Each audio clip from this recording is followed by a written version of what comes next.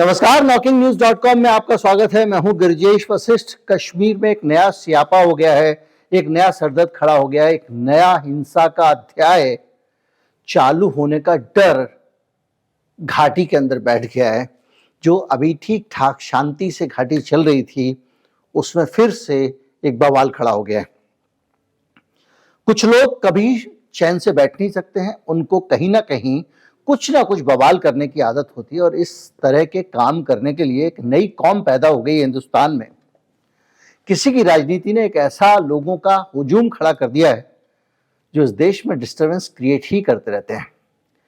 ऐसे ही लोगों में से एक अति उत्साही व्यक्ति ने कश्मीर की शांति में खलबली ला दी है और वहां तनाव नेक्स्ट लेवल पर ना पहुंच जाए, इसको लेकर प्रशासन परेशान है। कहीं मत जाइए, चैनल को सब्सक्राइब कर लीजिए, मैं अभी हाजिर होता हूं।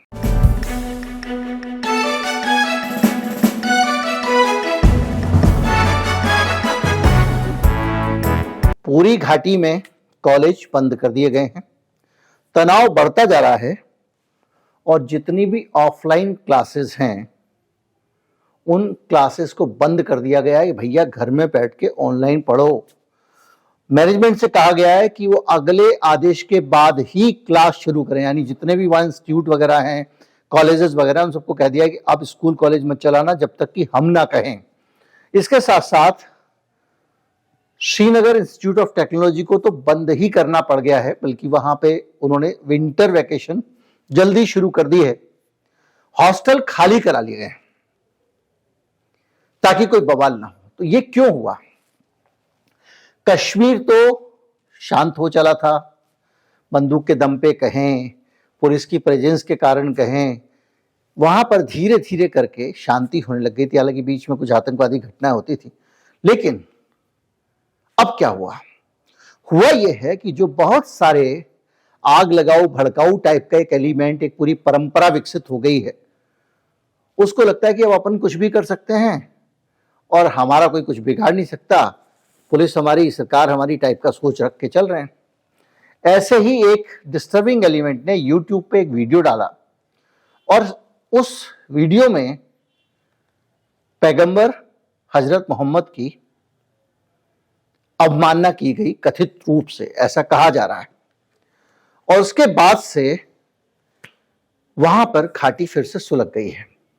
कई जगह पे विरोध प्रदर्शन हुए हैं, श्रीनगर घाटी में भी प्रदर्शन हुआ है और अभी तक ये जितना प्रदर्शन विरोध वगैरह चल रहा है, ये छात्रों की तरफ से चल रहा है। और जिस छात्र ने ये काम किया वो कश्मीर का रहने वाला नहीं था, वह पढ़ाई करने गया हुआ था Srinagar national institute of technology में श्रीनगर के, और उसने वहां जाके सोशल मीडिया के जोश में आके ये हरकत कर दी। अब तो विरोध प्रदर्शन और सड़कों पर छात्रों का आना शुरू हो गया है। तनाव इतना ज्यादा है, मैंने आपको बताया कि सारे एजुकेशन इंस्टीट्यूशंस को बंद कर दिया गया है और लोगों से कहा जा रहा है कि भैया आप जो है वो घर से पढ़ो।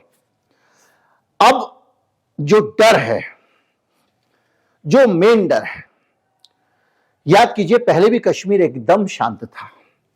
2014 से पहले ऐसे भी टूरिस्ट जाते थे, ऐसे ही जाते थे और बहुत कुछ होने लग गया था, बल्कि 15-16 तक भी था।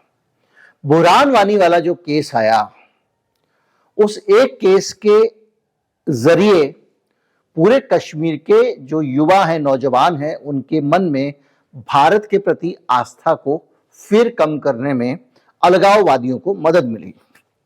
और अब यहां भी यही डर है कि अलगाववादी फिर से इन प्रदर्शनों का फायदा उठाकर यह समझाने में कामयाब ना हो जाएं कि कश्मीर क्या मुसलमान या कश्मीर के लोग भारत से बाहर रहकर ही सुरक्षित हैं और सेफ हैं।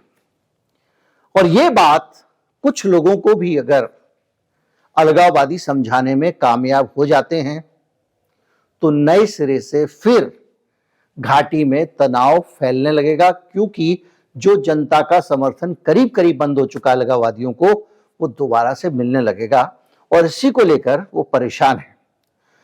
प्रशासन ने बाकायदा एडवाइजरी जारी की है कि सोशल मीडिया पर कोई भी आपत्तिजनक पोस्ट ना करें, किसी भी पोस्ट पे कमेंट वगैरह न करें और ऐसे संदेशों को फॉरवर्ड करने से बचें। हमारे पूरे देश में ये नियम होना चाहिए, ये एडवाइजरी पूरे देश में जारी होनी चाहिए। 10-5 तो मेरे अलग अलग ग्रुप्स में 10-5, 15-20 तो मैं ही ऐसे मैसेज देखता हूं जो कुछ भी बवाल खड़ा कर सकते हैं। भाई लोग किए जा रहे हैं फॉरवर्ड, बगैर सोचे समझे। मूर्खों का एक नया समाज खड़ा हो गया इस देश में। और अब हालत यह है कि पुलिस ने जो छात्र था जिसने ये यूट्यूब पे वीडियो डाला था उसके खिलाफ सेक्शन 153, 295 के तहत कर लिया मुकदमा दर्ज। अब मैं आपको कुछ प्रशासन की चीजें बताता हूं। अब ये जो छात्र प्रदर्शन कर रहे हैं ये मांग कर रहे हैं कि इसको गिरफ्तार करो, आप केवल मुकदमा करने से नहीं होगा। अगर प्रशासन पहले ही मौके में उसको गिरफ्तार कर लेता तो क्या आपको लगता है कि यहां प्रदर्शन नहीं होते? प्रदर्शन होते, उग्र वातावरण बनता और वो किसी और मांग के साथ बनता जो कितनी भी बड़ी हो सकती थी। तो अब गिरफ्तारी नहीं करके, ये देखिए किस तरह से ब्यूरोक्रेसी समझदारी से चीजों को डील करती है। देखिए आप इसको समझदारी मूर्खता जो भी कह सकते हैं, लेकिन ब्यूरोक्रेसी का काम है, इस देश के अधिकारियों का काम है, प्रशासन का काम है समाज में शांति रहे। हाल के समय में कुछ शामिल होके अधिकारी निकल पड़ते हैं और वो भी शामिल हो जाते हैं भड़काऊ गैंग में, वो अलग बात है। लेकिन उनका काम है कि कानून व्यवस्था चलती रहे, कानून का राज कायम रहे, लोग अनुशासन में रहें। तो उन्होंने क्या किया? गिरफ्तार नहीं किया है। अब मांग ज्यादा बढ़ेगी तो गिरफ्तार कर लिया जाएगा और गिरफ्तारी के बाद में छात्र संतुष्ट हो जाएंगे। लेकिन डर यह है कि जब तक छात्र संतुष्ट हों तब तक कोई दूसरा एलिमेंट आ गया तो क्या हो जाएगा? यह एक बड़ी समस्या है। हॉस्टल में रहने वाले छात्र छात्राओं के भी कमरे खाली करा लिए गए हैं, उनको कहा कैंपस खाली करो। अब आप सोचिए देश भर से जो पढ़ने के लिए बच्चे गए हैं कश्मीर में, या कश्मीर के भी दूसरे हिस्सों से जो बच्चे आए हैं, उनके सामने कितनी बड़ी समस्या खड़ी होने जा रही है।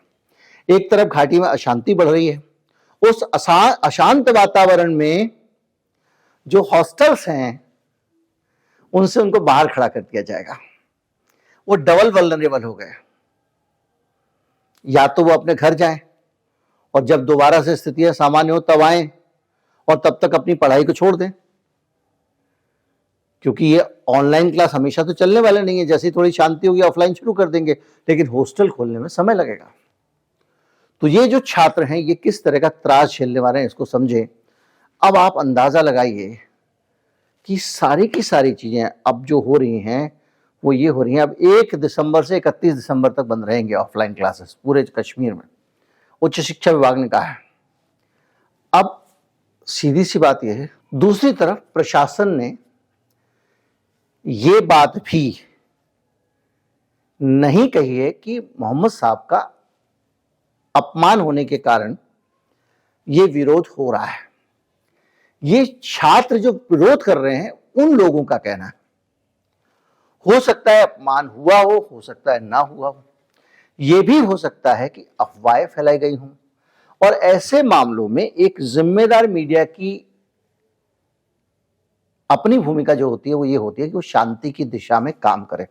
देखिए आप हो सकता है मुझसे असहमत हो सकता है आपको लगे कि मैं इस अपमान के खिलाफ उग्र बयान दूं।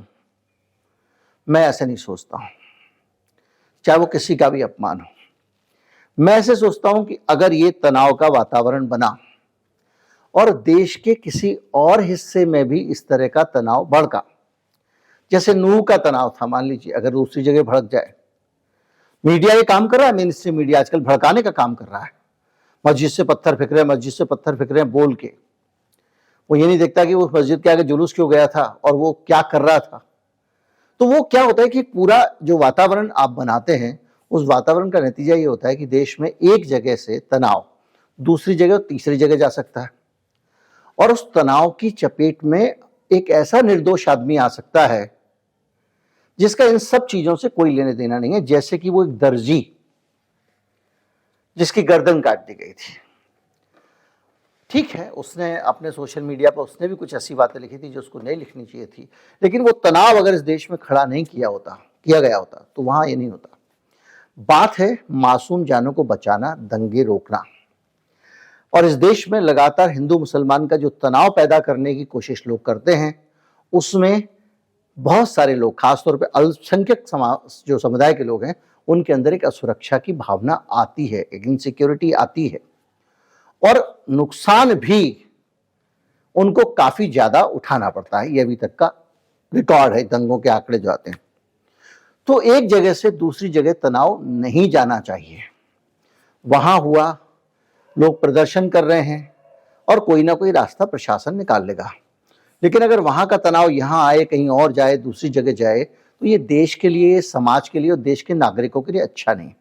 आप अच्छी तरह से जानते हैं कि जितने भी दंगे और तनाव होते हैं, उसके पीछे लोगों का हाथ नहीं होता, कुछ और लोगों का हाथ होता है, और उसका शिकार सबसे ज्यादा आम लोग होते हैं। उम्मीद करता हूं मेरी बात की समझदारी को आप समझे होंगे।